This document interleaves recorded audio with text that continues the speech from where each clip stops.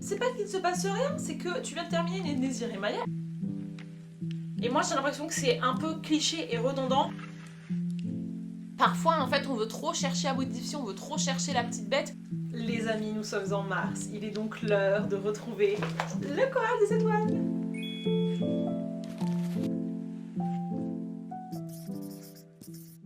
Hello, c'est Estelle et bienvenue dans le vlog d'écriture numéro 37. La dernière fois que nous nous sommes vus, vous et moi, pour parler d'écriture, c'était fin novembre. J'étais en train d'écrire La Vraie Direction, ma romance contemporaine que j'ai démarrée il y a quelques années maintenant. Et un de mes objectifs, c'était de terminer ce livre fin février. Chose que j'ai fait. Donc voilà, c'est terminé. Nous pouvons fermer ce chapitre de romance contemporaine et enchaîner avec un deuxième livre qui va être bouclé en 2 mois. Une autre petite romance contemporaine. Alors, ce livre-là, c'est plus du contemporain que vraiment de la romance. Et je suis trop contente de le retrouver. Donc du coup, pour vous remettre un petit peu de contexte, en 2024, j'ai débuté le premier jet de mon 22e roman en avril et je l'ai bouclé, je dirais, fin juin, début juillet, un truc comme ça. Ce livre de base se voulait extrêmement doux, très poétique, où on suit en fait un couple qui va faire face à pas mal d'épreuves et je voulais justement aborder la romance avec un point de vue où on est déjà dans un couple et c'est pas un couple qui se forme. C'est un livre qui était très court, je crois que le premier jet faisait environ 70 000 mots et je l'avais un petit peu laissé sans vraiment avoir fait la fin parce que la fin dans mes contemporains c'est toujours un petit délire où je sais jamais trop quoi faire parce que je m'inspire quand même pas mal de moi, des événements que je vis, que je trouve intéressants, de mes propres émotions. La fin c'est aussi donner un message, tirer un petit peu la morale de l'histoire et souvent dans mes contemporains c'est pas encore complètement mûr dans ma tête et du coup je suis pas encore capable de vous dire c'était quoi la morale de l'histoire et c'est quand j'y reviens pour la réécriture 1 an ou 2 ans plus tard que là je me dis c'est bon, j'ai le regard de la Estelle plus vieille qui sait en fait. Et c'est ce qui s'est passé pour ce livre puisque l'année dernière je suis revenue en avril si je dis pas de bêtises pour faire une première réécriture, corriger, modifier 2-3 trucs et surtout terminer le livre, donc écrire la fin qui a été très satisfaisante même si très déchirante et par la même occasion ce livre qui de base était censé être assez doux est devenu toujours doux mais absolument déchirant. C'est genre le livre le plus triste que j'ai écrit de ma vie. Je veux vraiment en fait lui faire honneur, je veux pas le bâcler. C'est un livre dans lequel je me suis vachement concentrée sur la plume, chose que je fais pas souvent. La Vraie Direction c'était plus je le mets comme ça me vient, je veux un truc assez brut. Là je veux pas forcément un truc brut, je veux un truc qui soit joliment tourné. Je voudrais en fait que ce livre soit un livre leçon de vie dans le sens où t'apprends en fait un petit peu des choses au fur et à mesure que tu lis et c'est moins tranche de vie où tu expérimentes le truc avec le personnage et t'as pas en fait trop de recul. Je sais pas si vous voyez ce que je veux dire.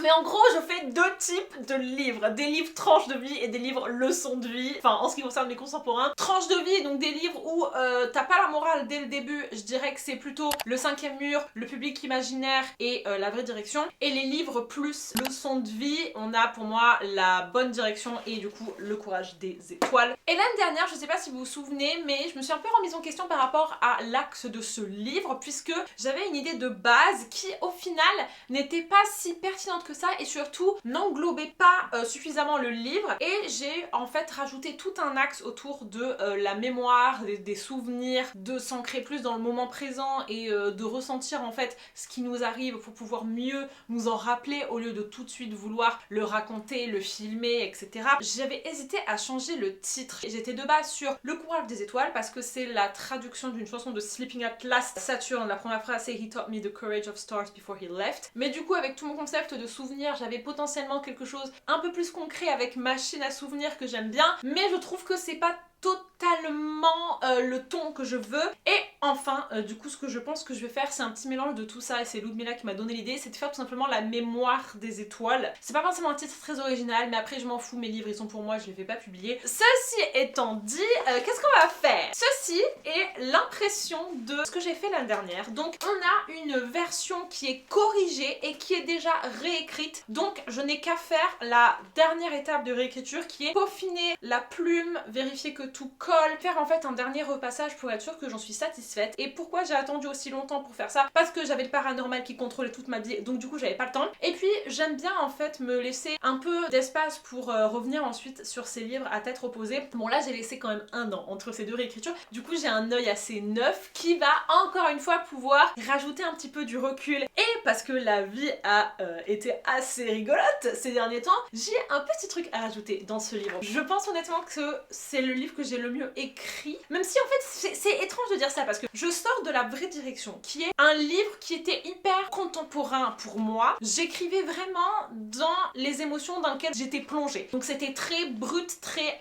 instantané, et j'adore les plumes très spontanées. Je trouve que mes meilleurs tafs en termes de plumes c'est ça. Avec ce livre là, je trouve qu'il y a quelque chose d'un peu plus réfléchi que j'aimerais vraiment polir. Et du coup c'est un peu deux types de plumes différentes et j'aime bien parce que c'est mes deux facettes, j'ai envie de dire, et j'ai trop hâte de me replonger dans ce livre, même si je sais qu'il va me briser le cœur et que je vais chialer. Du coup, pour refaire un rapide petit topo, on suit l'histoire de Persée. Elle fait partie d'une famille de triplettes et ses parents sont astrophysiciens, et du coup ils se sont amusés et ils ont donné aux triplettes des noms de constellations. Elle c'est Persée, elle a une soeur qui s'appelle Cassiopée et sa troisième soeur s'appelle Andromède. Et Persée c'est la meuf qui est très calme, qui a un monde interne très très fort et qui daydream beaucoup, qui est énormément dans sa tête, c'est une grande rêveuse et elle a un peu ce truc de choses impossibles. C'est-à-dire que elle visualise tellement en fait sa vie et tout ça qu'il y a des trucs qui ne sont pas possibles en fait dans le monde qu'elle s'est créé, et une à une, toutes ces choses impossibles vont lui arriver et ça va être un énorme choc parce que comme elle a passé une vie relativement calme et posée, elle sait pas du tout comment appréhender ces changements là dans sa vie idéale, on va dire, notamment des choses en lien avec son couple. Ça me fait trop rire parce que ce synopsis c'est hyper vague mais j'adore. On va naviguer la thématique du deuil, de rupture amicale, la fin de la honeymoon phase dans un couple, tout ceci avec le prisme de j'avais imaginé que ma vie serait d'une certaine façon et je suis constamment en désaccord avec la réalité, et au lieu d'accepter la réalité, je m'enfonce encore plus dans mon déni et je suis dans la résistance, alors que si je lâche, c'est là que les choses se calment. Et comment on se place dans le lore, parce que il faut savoir que mes contemporains sont tous plus ou moins des morceaux de moi. Persée, elle est la version la plus actuelle de moi. C'est pour ça je crois que ce livre il est un petit peu particulier, c'est que dans toutes les ramifications, ça là c'est le plus proche de moi. Et donc du coup quel est le planning? J'ai 2 mois pour reprendre ce livre. Il me semble qu'il fait 80 000 mots, un truc comme ça, et on a 40 chapitres. Je vais faire un travail sur papier, je le fais pas pour tous mes livres. Je veux vraiment essayer de travailler la plume et essayer de rendre ce livre pas philosophique mais un peu chaque petit moment d'introspection doit être placé au bon moment, et le livre est assez court vous savez, et j'avais envie de voir vraiment surligner et faire ça joliment. À la fin de chaque chapitre je vais mettre les modifications sur l'ordinateur, et une fois que j'aurai fini tout ça je le relirai une dernière fois pour vérifier que tout va bien et ensuite on l'imprimera. Voilà, donc on a 2 mois pour faire ça, même si j'ai un petit axe à ajouter ce sera pas très long. Et ce que j'ai envie de me mettre pour ces 2 semaines c'est de faire 20 chapitres. C'est pas tant que ça mais ça me va parce que je veux pas rusher, je veux vraiment me focus, et puis comme j'ai des allers-retours à faire sur l'ordinateur c'est pas si mal si jamais ça prend un petit peu de temps. Demain du coup on va attaquer en force à la Felicita, donc c'est parti. Step one, you say we need to talk, you walk, you say sit down, it's just a talk, he smiles politely back at you, you stare politely right on through some sort of window to your right, as he goes left and you stay right between the lines of fear and blame. You'll begin to wonder why you came. Where did I go wrong? I lost a friend somewhere along in the bitterness, and I would have stayed up with you all night had I known how to say. Je vais vous dire un petit peu ce que j'ai fait à la Felicita. J'ai donc repris les 2 premiers chapitres complètement sur papier dans un premier temps. Je suis repassée sur mon ordi pour ajouter les modifications. J'ai un peu hésité à repasser sur l'ordi tout de suite. Je me suis demandé si jamais ça allait pas être chiant de faire l'aller-retour et ça allait pas me démotiver à continuer sur papier. Mais au final ça allait, enfin en tout cas je me suis pas sentie saoulée de lire sur papier, j'ai même assez aimé. Surtout il y a plein de petites choses que je me suis dit que je voulais modifier, ajouter, machin. Donc c'est super chouette. Ce genre de truc en fait, pas forcément la relecture sur papier qui est intéressante, c'est la relecture dans un autre format. Par exemple, je sais que quand je lis mes livres en PDF, je vois 1 milliard de coquilles que j'avais pas vues alors que j'y suis passée 4 fois. Donc c'est un petit peu ce que j'ai fait là avec la vraie direction. Mais en gros ce que je veux dire c'est que il faut varier le format, voir les dernières petites coquilles. Donc soit modifier la police d'écriture, soit lire en PDF sur votre téléphone ou lire sur papier, enfin voilà, faites ce que vous voulez. Mais moi là du coup je fais cette petite stratégie là que j'aime bien parce que ça donne un côté un petit peu joli, je suis là, je surligne et tout, enfin je suis contente, moi ça m'amuse. Et ce que j'ai surtout en fait noté c'est plus des trucs à reformuler, des petites répétitions et des phrases à condenser pour que ce soit plus... Parce qu'après tout ce qui touche à l'intrigue, enfin c'est bon, c'est posé, j'ai rien à changer si tout se passe bien. Mais du coup j'adore, c'est trop bien, j'ai reporté les petites modifications sur mon document et j'en ai profité pour pimper un petit peu mon document Word. J'ai une police d'écriture avec des étoiles qui remonte à il y a très longtemps et du coup j'ai mis des étoiles un petit peu partout. Je me sens vachement apaisée en fait. Je sais que ça va être un vrai plaisir, que ça va être facile, que j'ai fait le plus gros du taf et que là faut juste que je me laisse porter. Ce livre, je l'ai déjà quasiment tout repris et puis surtout quand je l'écrivais, repassais dessus au fur et à mesure pendant le premier jet, donc il est quasiment nickel. Et du coup c'est bien quand entre guillemets j'ai de l'avance comme ça parce que c'est 2 mois, ça veut vraiment dire que je vais me plonger et prendre le temps de pousser certains trucs. Mon code couleur je l'ai mis ici. En gros en rouge c'est ce que je dois supprimer, en jaune c'est ce que je dois échanger ou modifier et en vert c'est les trucs importants, genre les concepts que je veux vraiment qu'ils soient clairs, les noms des personnages. Et à la fin de chaque chapitre je fais un peu un bilan, je mets ce qu'on a appris, je mets en fait les concepts que j'ai développés et je mets les thèmes abordés et j'ai mis qu'est-ce qu'il y a à revoir et c'est plutôt la backstory de Percé parce que Percé c'est le genre de personnage qui vous dit rien du tout, on va jamais vraiment savoir à quoi elle pense, ce qu'elle ressent, c'est censé en fait se voir dans comment elle agit et tout ça. Elle parle pas trop de son passé et tu sais pas trop d'où elle vient et je me dis que peut-être faudrait que je réussisse à trouver un moyen de rapidement mettre le contexte de cette meuf, mais je sais pas vraiment si je vais le faire non plus, vous voyez, enfin je vais voir en fait comment ça progresse. Un truc qui va peut-être me desservir aussi c'est que la backstory de Percé ressemble à celle de Maya dans le sens où premier copain, première relation et moi j'ai l'impression que c'est un peu cliché et redondant mais parce que je viens de passer un livre en entier à discuter de ça, c'est pas grave si j'en parle aussi dans ce livre là, ça appartient aussi à son histoire. Du coup j'ai aussi entamé un petit peu le chapitre 3 mais j'ai pas reporté les modifications sur le doc Word. Donc voilà, comme je vous disais, je kiffe cette histoire, je la trouve très belle, je suis contente parce qu'il y a des trucs bien écrits. C'est pas encore le top parce que ce sera vraiment au centre du livre. C'est déjà une très très belle introduction, c'est tout léger, vous savez, tout propre. Parce que la vraie direction, c'est très sale. Non mais genre c'est un livre qui est un peu messy, vous voyez. Et ce livre là il est très épuré, donc c'est sympa, ça change un petit peu. La playlist est incroyable. Oh, tellement d'ambiance, je suis plongée dans le truc. Une première journée c'est top, j'ai fait 2 chapitres sur 40, donc je suis très en avance. Vu que je pars en vacances et compagnie, je sais pas si jamais je pourrais tenir le rythme de genre un chapitre par jour. Mais voilà, donc écoutez, pour une première journée c'est top. Là ce soir on invite mes sœurs à la maison et puis demain on travaille quoi. Je vous souhaite à vous aussi une bonne soirée.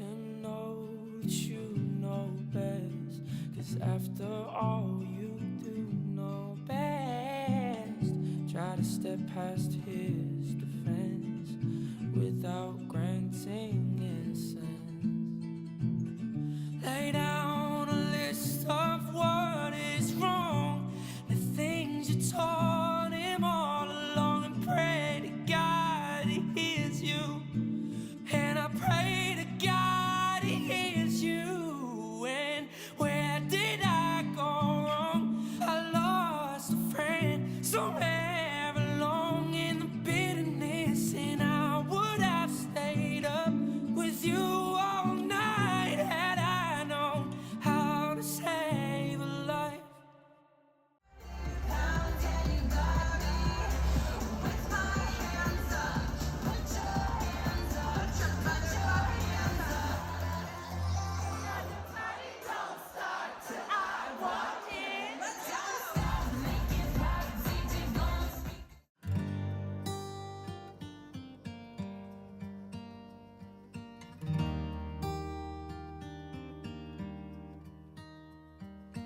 DJ got the party started, there's no end in sight.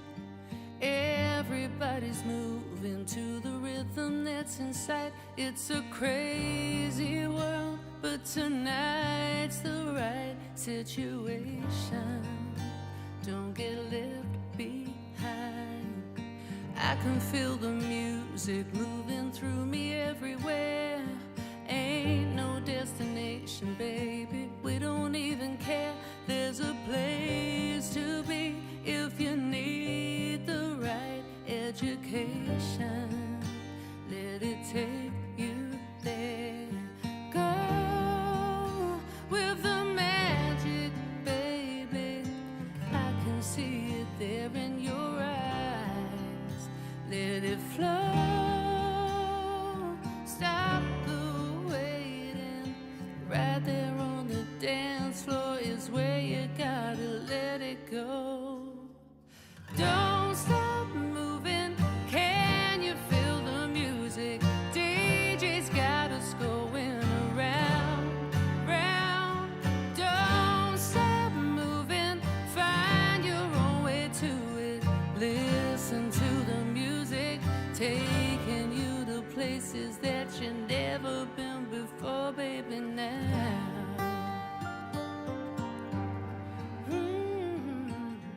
Mes très chers amis, nous sommes samedi 7 mars, c'est ça. Et je vais vous faire un premier petit update de cette semaine. Je suis arrivée au chapitre 7. Je suis assez contente parce que jusque là je tenais vraiment mon histoire de papier. Et puis là je suis arrivée au début du chapitre 7 et je me suis rendu compte que les allers-retours que je faisais étaient un peu chiants. Et ça c'est quelque chose que j'avais déjà un petit peu réalisé quand j'avais fait cette technique pour le 5e mur. Pour le 5e mur ça a duré 2 chapitres hein, parce que le livre est tellement énorme. Après je pense que ça vient aussi du fait que je fais ordi papier.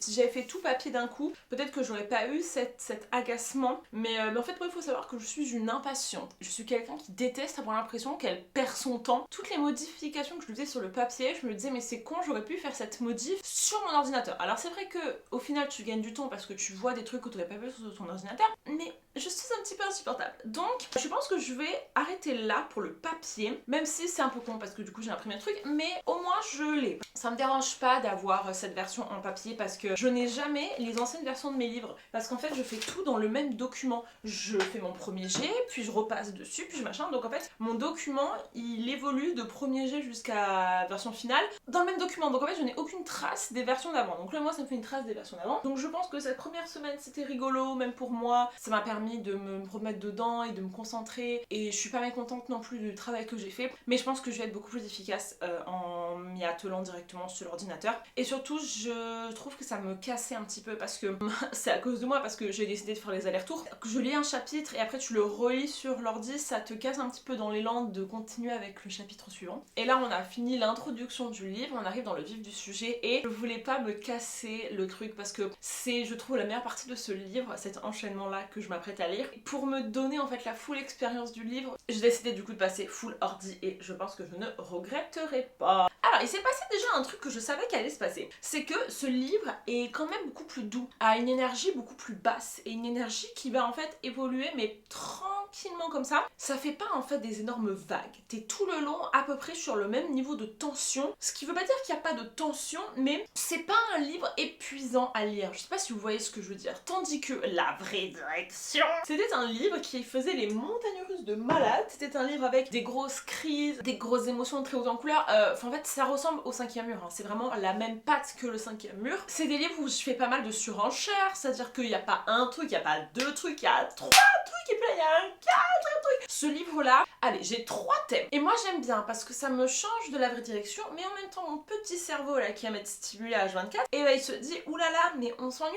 oulala mais il ne se passe rien. C'est pas qu'il ne se passe rien, c'est que tu viens de terminer Nézir et Maya, et Nézir et Maya je les adore, donc forcément, et ben je suis un petit peu en train aussi d'avoir envie de relire La Vraie Direction, mais je ne relirai pas La Vraie Direction. Là je suis avec Percé et Louis, et Percé et Louis ils sont tellement doux et tellement mignons, et je sais en fait que là il va leur arriver plein de trucs, donc on va se calmer. Ce n'est pas un livre ennuyeux sur l'échelle de l'hardcore. C'est tellement bien écrit les gars, genre ça c'est la remarque que je me suis faite dès le début en écrivant ce livre. Je cherche vraiment la subtilité, ouais le non-étalage, je m'attarde pas, je passe pas 4 pages d'introspection. J'essaye vraiment de mettre les trucs là où il y en a besoin et de laisser en fait faire parler les actions pour elles-mêmes. Et en fait je trouve ça très classe. Franchement ce livre est élégant. Ma maman en des étoiles il est comme ça, tu vois, genre Il sait qu'il est élégant, il sait qu'il est frappant, et du coup il a pas besoin de plus, vous voyez. Là où peut-être, enfin, il faut que j'arrête de comparer.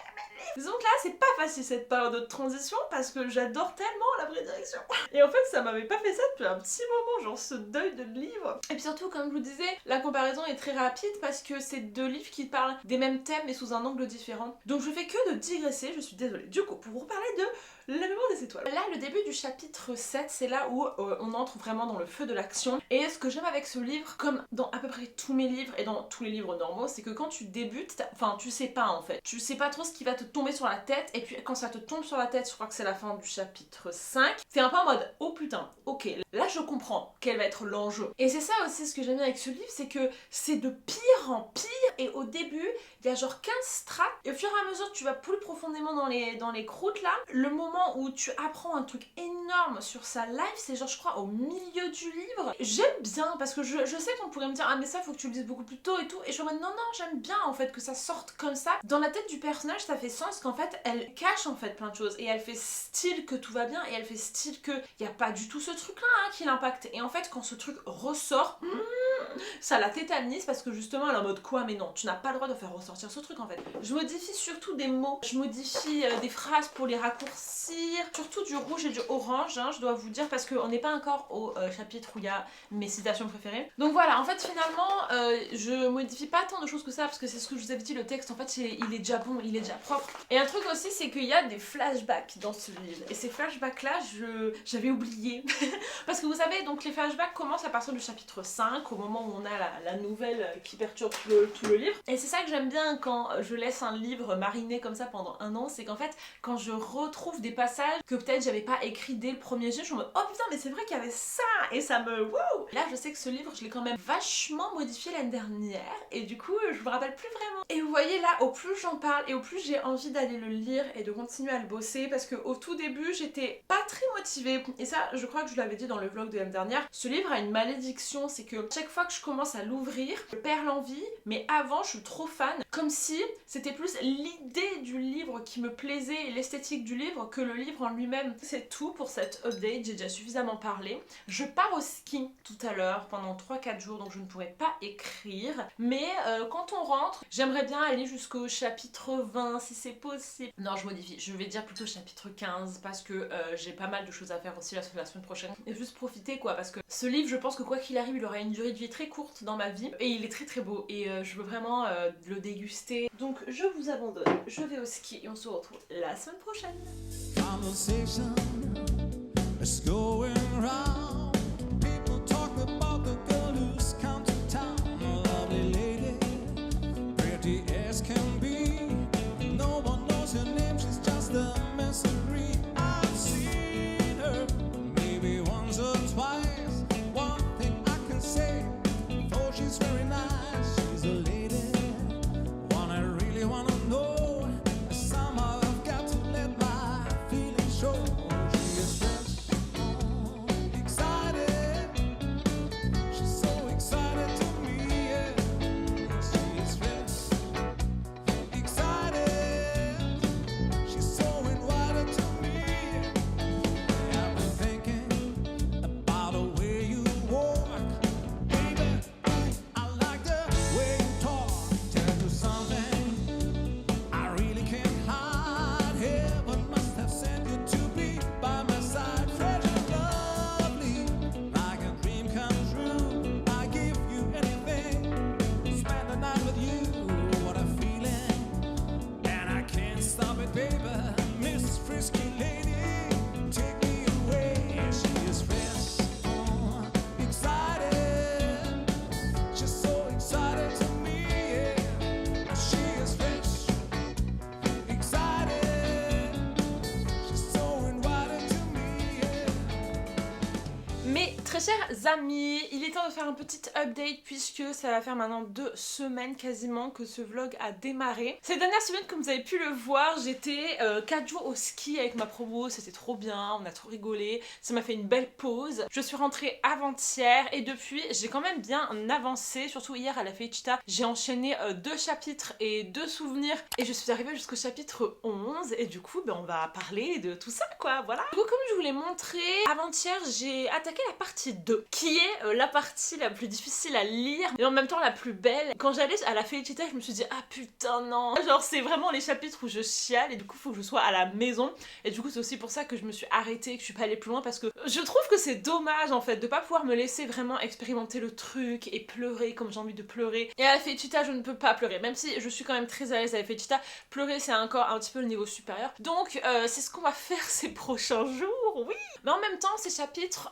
me rassurent un peu parce que le début de ce livre, comme je vous ai dit, est assez calme, assez doux. Ça casse pas forcément trop patin un canard, vous voyez. Et là, maintenant qu'on a attaqué la partie 2, je relis en fait ces chapitres qui ont vraiment beaucoup d'importance pour moi et qui sont en fait vraiment le cœur du livre. Et je suis vraiment en mode ah ouais, now we're into it, vraiment. Je suis fière parce que ça rend bien, je suis fière parce que je trouve que c'est bien écrit. Et vous savez, je suis aussi un peu fière parce que je me reconnais pas forcément en fait dans la prose. Ça, c'est un truc que je vous ai dit un petit peu en intro. Ce livre, il est pas forcément écrit comme La Vraie Direction, même Le Cinquième Mur ou quoi que ce soit. Il est assez droit au but, je perds pas trop de temps.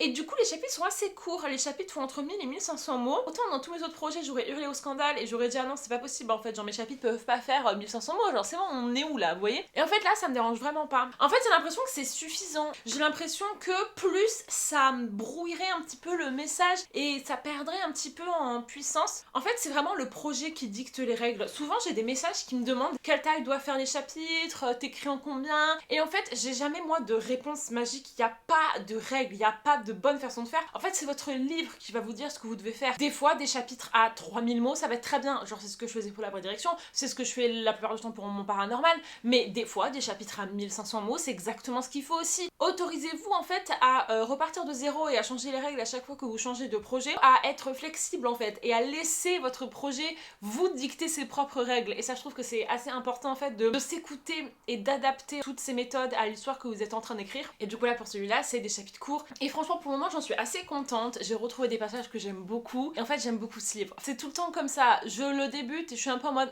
je sais pas trop si j'ai envie de faire ça. Et après, j'arrive à la partie 2 et je me dis ouais, tu sais ce que t'as fait, tu sais pourquoi tu l'as fait. Et hier, j'ai officiellement renommé le document La Mémoire des Étoiles et la playlist aussi parce que jusqu'à maintenant, j'avais pas renommé le document. Et du coup, voilà, maintenant c'est officiel. Le vrai nom de ce livre, c'est La Mémoire des Étoiles. Et ça colle beaucoup plus parce que ma percée, elle est tellement attachée à ses souvenirs. Elle veut vraiment ne rien oublier, qu'elle en oublie en fait de profiter du moment présent. C'est rigolo parce que dans tous mes livres, en fait, il y a une notion de souvenir, comme quoi en fait un peu tout est lié. Dans le public imaginaire, Elia, elle voyait ses souvenirs comme des tiroirs et des énormes étagères qu'elle pouvait vraiment contrôler, qu'elle ouvrait quand elle en avait besoin. Dans La Bonne Direction, il y a tout un arc sur les faux souvenirs. Au contraire, tu forces ton cerveau à créer des choses pour te permettre d'aller dans telle ou telle direction et tu modifies en fait à l'infini tes souvenirs pour arranger le choix que tu prends. Dans Le Cinquième Mur, je dirais que ça passe vachement par les pièces de théâtre. Adèle en fait, elle rejoue ses souvenirs pour pouvoir mieux les comprendre. Et puis maintenant, on a la petite percée qui elle voudrait pouvoir tout enregistrer parce que c'est trop de pression pour elle. De vivre un moment qu'elle sait important, comment en fait suffisamment l'intégrer et comment tout retenir, elle y arrive pas quoi. Et vous savez, je vous avais parlé du concept de machine à souvenirs qui est donc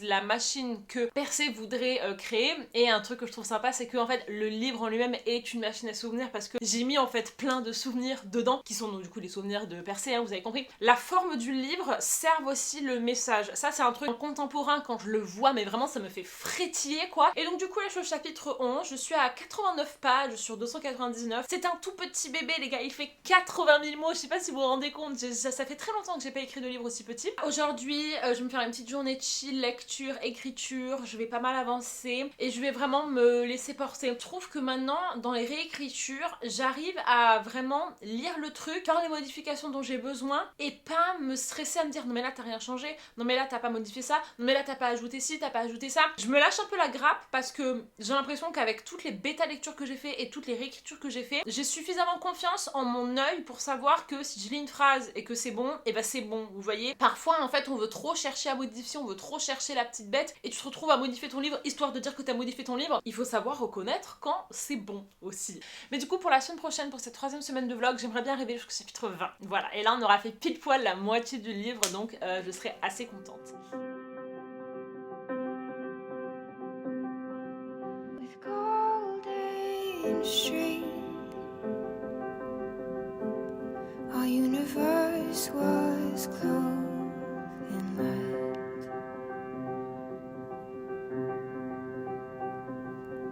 Pulling at the seams, our once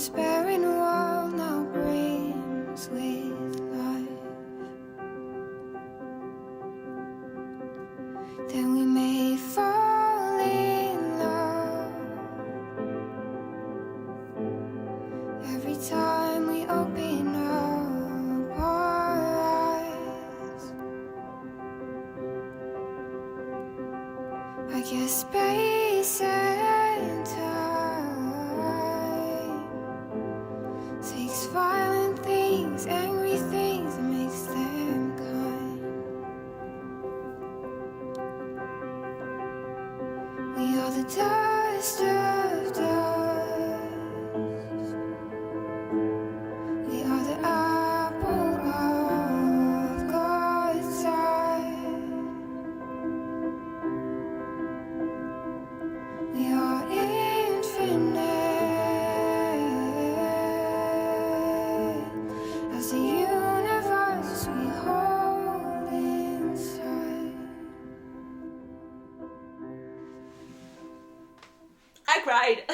Je voulais vous faire un petit update rapide là parce que je viens d'avoir des petites idées pour la suite et du coup je me dis que tant que c'est frais et que je suis un peu excitée et tout, et ben je vais vous en parler. Donc j'ai terminé le chapitre 13. Chapitre 12-13 c'est un enchaînement pas facile et en gros là il reste 2 chapitres encore de la partie 2 et après on attaque la partie 3. Ce livre est un petit peu déconcertant, je crois que je vous l'ai déjà expliqué, mais tu attaques avec les premiers 20% du livre, c'est très centré sur le deuil, trouver sa place là-dedans et en fait après ça part dans complètement autre chose. Et de base c'était ça qui m'avait un petit peu perturbée avec ce livre, c'est qu'en fait mon idée de base c'était vraiment étiré dans une crise existentielle globale et qu'en fait cet événement de début de livre, même si au début t'as l'impression que ça va être ça le deal, en fait ce n'est qu'un déclencheur pour tout ce qui va se passer ensuite. Notamment il y a tout un axe sur le couple de Percé, tout un axe aussi avec la meilleure amie de Percé et un axe un petit peu plus inconscient sur Percé en elle-même. La morale un petit peu de ce livre, c'est que des fois c'est bien de secouer le truc, de foutre un pied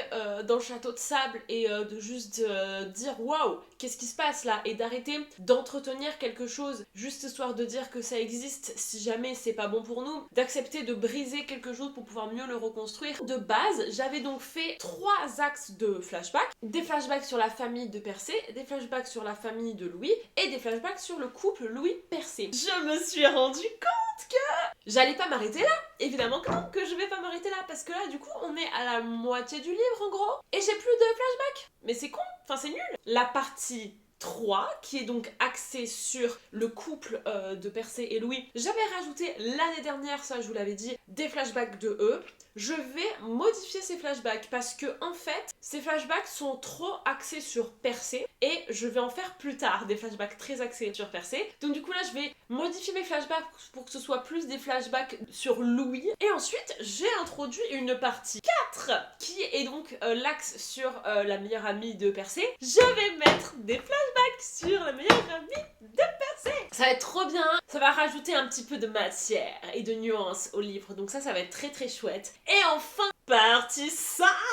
Donc ça va être des flashbacks de Percé, parce que c'est en fait la fin de la boucle. Remettre en question absolument tout dans sa vie pour enfin se remettre en question elle-même. Et les flashbacks témoignent du coup de ce cheminement de pensée. Donc je vous ai dit que j'aimerais bien arriver jusqu'au chapitre 20 en fin de semaine là. En vrai ça me paraît un peu chaud, mais en même temps c'est pas impossible parce que là en fait je vais devoir modifier pas mal de flashbacks, donc ça va me prendre du temps.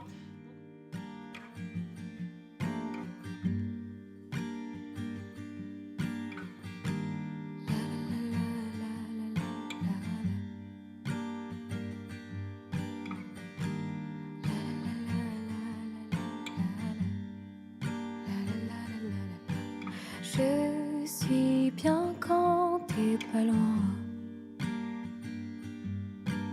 quand mes gestes s'attachent, je tiens ta main sur ma joue et tout mon corps en est jaloux.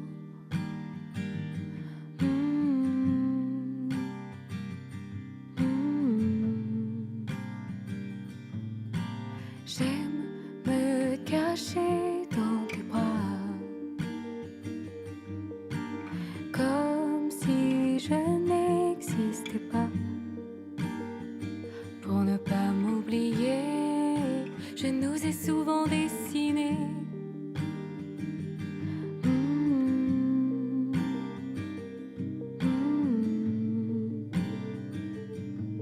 J'ai failli te dire je t'aime, failli le poser sur tes lèvres. Je le pense si fort, je te le dis parfois quand tu dors. Mes deux mains sur tes oreilles, à ma façon je prie le ciel. Je le veux si fort, je te dis parfois quand tu dors. La la la la la la la la. La la la la la la la. La la la la la la la la. La la la la la la. La nuit s'est lassée de tout. J'étire les heures jusqu'à nous. À cet instant, soit je fuis, soit je mens.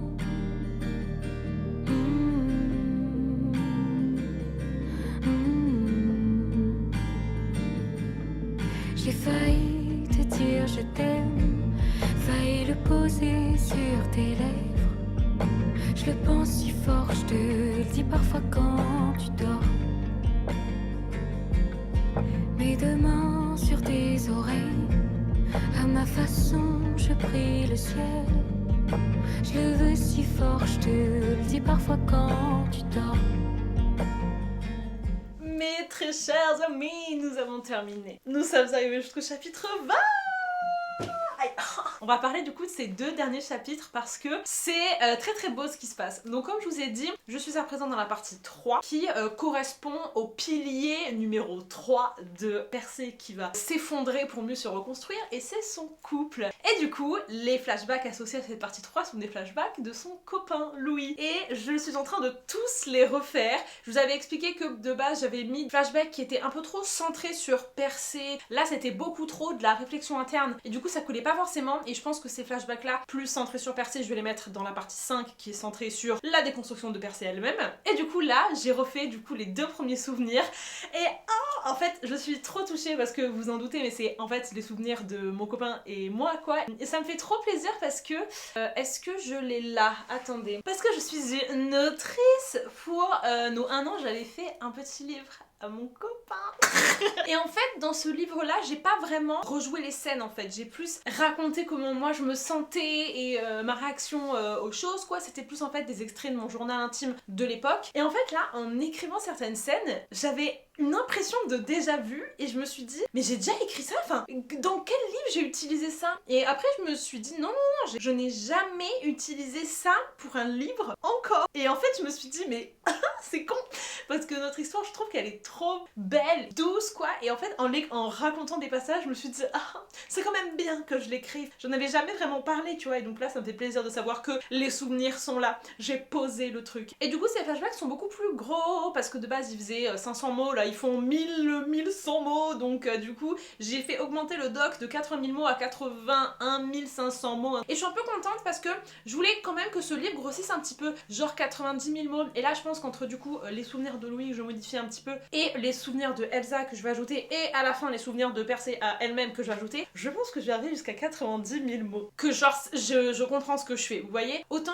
la partie 2 c'est très bien écrit, il y a un message très fort, mais ça reste le début du livre. Et là je suis genre pile au milieu du livre et je sais pas si vous vous souvenez mais les années d'avant je vous avais un peu dit qu'il y avait une redescente, qu'en fait après la partie 2 qui est hyper intense, il se passait plus rien, que j'arrivais pas à gérer le rythme et en fait non, je trouve que là ça monte encore en pression. Je m'envoie des fleurs hein. J'ai bien géré en fait cette suite d'événements et tu vois à quel point tout est en train de s'enclencher pour la suite. Moi ça me tingle un petit peu parce que je vois en fait tous les indices de trucs qui plus tard vont se casser la gueule. Donc voilà, je suis très contente de moi et de ce travail. Donc je suis à la page 160 sur 301 et je suis un peu tristou. Enfin en fait là je pense que je me rends compte que ce livre est vraiment bien. Même si je vous l'ai déjà dit plusieurs fois mais là vraiment je viens de lire 2 chapitres qui je trouve sont hyper intelligemment amenés. L'accroche en fait des chapitres. Contrairement à des livres comme Le 5e mur où t'es vraiment au jour le jour, comme je vous ai dit c'est des livres plus tranches de vie, le début de chapitre n'est pas forcément un indice sur le chapitre, vous voyez, vous expérimentez avec le personnage. Et ben là, à l'image aussi de La Bonne Direction, chaque chapitre, je sais en fait ce que je veux dire dedans, je sais quel va être le message, je sais quel va être le ton, et du coup j'attaque le chapitre avec un concept. J'ai un peu l'impression que je suis un chef d'orchestre et que je dépose les trucs, vous voyez, exactement là où je veux et que ensuite tic tic tic tic je fais ma petite magie et que hop, mon chapitre a exactement l'intention que je voulais qu'il ait. Ce qui n'est pas forcément ce que je fais tout le temps, parce que quand vous êtes vraiment centré sur votre personnage, bah en fait, c'est le personnage qui expérimente le truc. Il n'y a pas d'action extérieure, il n'y a pas de personne là qui tire les ficelles pour que ton personnage en fait se place dans une certaine position, vous voyez. Tandis que là, j'ai vraiment en fait la main et je sens que je vous amène en fait quelque part avec ce livre. Évidemment que le personnage est conscient, mais j'ai créé aussi... Mais bon, le personnage est forcément conscient de ce qu'il fait parce que voilà. Mais voilà, tout se mélange quoi. Et j'aime beaucoup en fait cette sensation de synthétiser quelque chose. Ce n'est pas tout le temps le cas. Parfois, j'ai pas trop le choix en fait de ce que je crée parce que la scène c'est ça, ce qui s'est passé c'est ça, ce que j'en tire, j'ai pas le choix. Et là, je sais que j'ai le choix parce que comme j'ai le recul, je sais en fait exactement comment je vous raconte l'histoire, dans quel sens pour que vous pensiez telle ou telle chose. J'aurais pu prendre un angle complètement différent. J'aurais pu centrer sur d'autres choses. Et dans ce cas-là, mais la morale aurait été pas du tout la même. Tout est orienté. Et c'est ça que j'aime avec ce livre. C'est que je sais exactement ce que vous allez penser à telle ou telle scène. Je sais qu'à un moment donné, vous allez trouver que Percé, elle est hyper égoïste et qu'elle pense que à ses émotions, elle est pas du tout ouverte et tout. Et je sais aussi qu'à un moment donné, vous allez vous dire que oh putain, elle s'est fait complètement mais mener en bateau et elle devrait se rebeller, machin. Vous allez un peu passer par toutes les émotions et c'est ça que je veux. Je veux en fait vous montrer les nuances qu'on a autour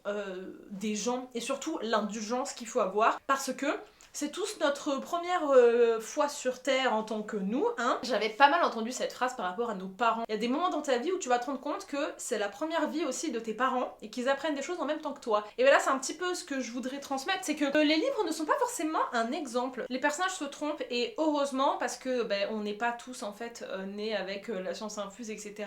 Et c'est en se trompant et en faisant un débriefing avec les autres que là en fait tu vas savoir quelle est la bonne façon de faire. Et j'aime en fait montrer que ça n'existe pas de savoir à l'avance. Ou si tu penses que tu sais tout en avance, je pense pas que tu sois si bien que ça, tu vois, parce que tout est adaptable aux gens et il n'y a que en expérimentant que tu vas vraiment savoir en fait si c'est bon ou pas bon. Tu peux pas savoir sans avoir expérimenté. Enfin pour moi en tout cas c'est très ambitieux et c'est exactement en fait ce que ma Percé fait. Elle est paumée, elle sait pas quoi faire, elle sait pas comment agir, elle tente des trucs. Elle a ses propres émotions qui aussi lui disent certaines choses et elle suit un petit peu aussi ses émotions et c'est pas facile en fait de naviguer entre tout ça.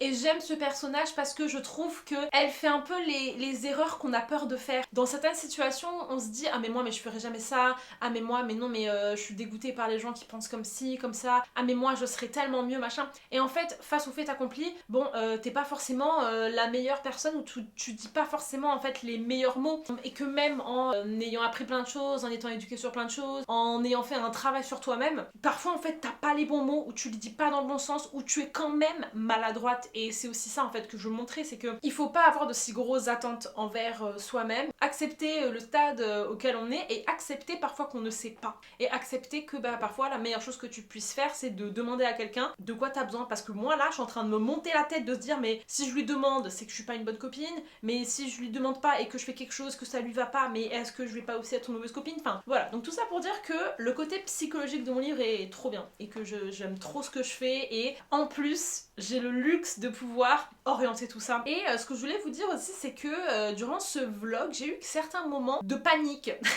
à l'image de ce que je vous racontais dans ma vidéo YouTube Rebrand de début 2026. Là on est en mars, ça fait 2-3 mois que j'essaye d'être dans cette nouvelle énergie et en fait forcément hein, tu reviens très rapidement à ton truc de base quoi, t'essayes un petit peu d'expérimenter machin mais tu es toujours de retour dans ta zone de confort. Et moi c'est vrai que ma zone de confort c'est être hyper efficace, le taf, pas vraiment me détendre, toujours être dans la réflexion de faire mieux. Et là j'ai senti que j'étais un peu stressée en mode oh putain mais faut que je filme là, faut que je fasse le montage de ce vlog machin. Et je me suis dit wow, analysons ce qui se passe. Et en fait ce vlog a duré 3 semaines et je m'étais fait la promesse les gars que je ferais plus des vlogs longs parce que me filmer sur 2 semaines c'est ok mais 3 semaines ça dépasse un petit peu ma limite. Et du coup je le confirme encore aujourd'hui, donc je suis contente de me l'avoir dit. Et surtout je me retrouve encore à ne pas profiter de ma vie Alors que c'est genre littéralement tout ce dont j'ai toujours rêvé. Des fois, vous allez me dire si vous aussi ça vous fait ça, mais je me lève le matin et je suis en mode ok, il faut que je fasse ça, ok, il faut que je fasse ça, oh, faut que je fasse ça. Tout n'est que pression et tout n'est que engagement et il faut vraiment que je me dise waouh, c'est bien ce que tu vis. Enfin, c'est une journée cool là qui est devant toi. Ne vois pas juste ça comme